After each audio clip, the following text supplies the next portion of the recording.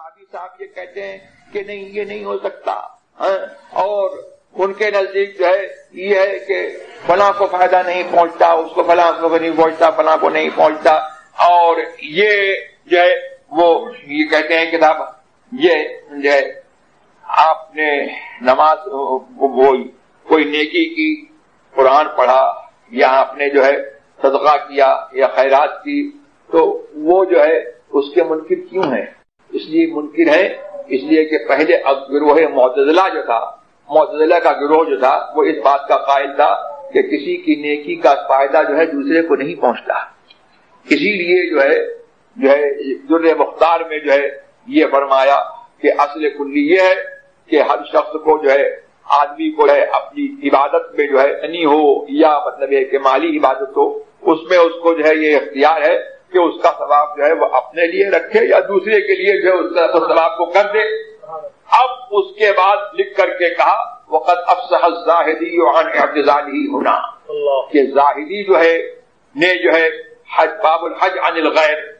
میں مطلب یہ ہے کہ اس کا جو ہے مطلب ہے کہ اس کا جو انکار کیا، تو کہتے ہیں کہ وہ کہتے ہیں کہ زاہدی نے اپنا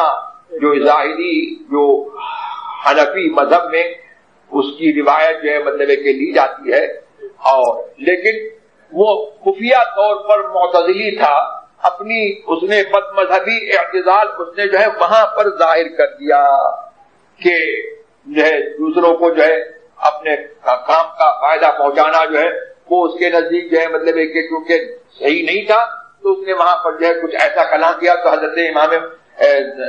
صاحب در مختار نے یہ وہاں پر تنبیہ کی. تو یہ معتزلہ کا جو ہے فضلہ خان یہ وہابی ہے. اب یہ کہتا ہے کہ فاتحہ پڑھنے سے جو ہے مردوں کو کیا فائدہ، اور فاتحہ پڑھنے سے جو ہے یہ کرنے سے جو ہے کیا فائدہ، اور فاتحہ کا جو ہے مطلب ہے کہ انکار کرتا ہے اور فاتحہ کو جو ہے ناجائز و حرام کہتا ہے. تو اب بتائیے کہ ان کی مت ماری گئی کہ فاتحہ جو ہے وہ کس چیز کا نام ہے؟ فاتحہ قرآن شریف پڑھتا ہے، آدمی فاتحہ پڑھتا ہے، اور اس کے ساتھ ساتھ مطلب یہ ہے کہ کچھ کھانا وغیرہ ہوتا ہے، وہ اس پر مطلب ہے کہ وہ کھانا پکاتا ہے اور کھانے پر مطلب ہے کہ وہ پڑھتا ہے اور پھر کھانا کھلاتا ہے. تو میں پوچھتا ہوں کہ کھانا کھلانا حرام ہے یا فاتحہ پڑھنا حرام ہے یا قرآن پڑھنا حرام ہے؟ کون سا کام حرام ہے؟